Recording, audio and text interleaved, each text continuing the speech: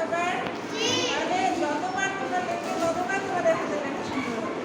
সুন্দর মাত্রা অনুসরণ করে এই যে ঘরের মধ্যে ছোট ছোট যে ঘর এখানে দেওয়া আছে দেখো, ছোট ঘরগুলোতে কিন্তু না, এখানে বড় ঘর যেটা আছে অর্থাৎ উপরে যেভাবে লেখা আছে এভাবেই দেখে দিতে আমরা করব জয়, আমরা করব জয়, আমরা করব